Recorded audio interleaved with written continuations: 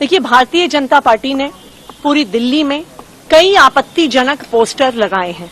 यहां तक कि कुछ पोस्टर्स में उन्होंने दिल्ली के मुख्यमंत्री अरविंद केजरीवाल जी की फोटो तक का उपयोग किया है।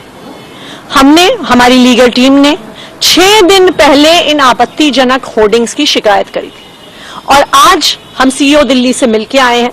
ये हमारे लिए बहुत चिंता का विषय है कि 6 दिन बीत गए हैं लेकिन अभी तक भारतीय जनता पार्टी के आपत्तिजनक होर्डिंग्स पे, पोस्टर्स पर कोई एक्शन नहीं हुआ है। ये इसलिए भी चिंता का विषय है क्योंकि आज के दिन जो चुनाव हो रहा है, जो लोकसभा चुनाव हो रहा है, उसमें लेवल प्लेइंग फील्ड पर बहुत सवाल उठ रहे हैं। नंबर 1, इस देश के इतिहास में पहली बार हुआ है कि चुनाव की घोषणा के बाद एक सिटिंग मुख्यमंत्री, एक राष्ट्रीय पार्टी के राष्ट्रीय कन्वीनर को गिरफ्तार कर लिया गया है। यह इस देश के इतिहास में पहली बार हुआ है कि एक ऑपोजिशन पार्टी, एक प्रमुख ऑपोजिशन पार्टी के बैंक अकाउंट को फ्रीज कर दिया गया है। यह इस देश के इतिहास में पहली बार हुआ है कि चुनाव के दौरान income tax department political parties को नोटिस भेज रहा है। यह पहली बार हुआ है कि चुनाव के दौरान 4 दिन तक आम आदमी पार्टी के ऑफिस को सिक्योरिटी के नाम पर बैरिकेड से बंद कर दिया जाता है।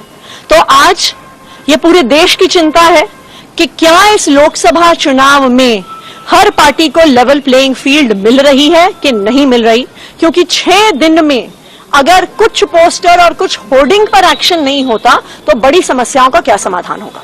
मैम, जैसा कि आपने बताया कि 6 दिन में नहीं हुआ है और आगे भी ऐसा नहीं होता है, तो आप क्या कदम उठाने वाले हैं? देखिए, आज हम सीईओ दिल्ली से हम मिले हैं, पंकज गुप्ता जी जो हमारी पार्टी के नेशनल सेक्रेटरी हैं, हमारी लीगल टीम के सदस्य और मैं, और हमें आश्वस्त किया गया है कि एक्शन होगा।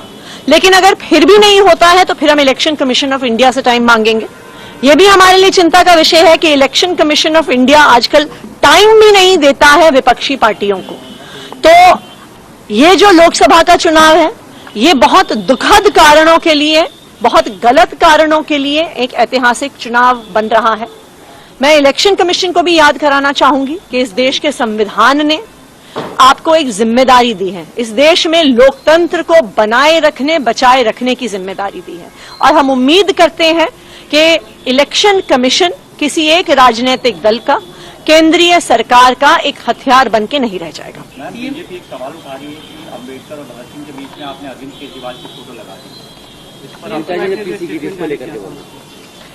देखिए, अरविंद केजरीवाल जी को भारतीय जनता पार्टी की केंद्र सरकार ने झूठे आरोपों पर गिरफ्तार किया है।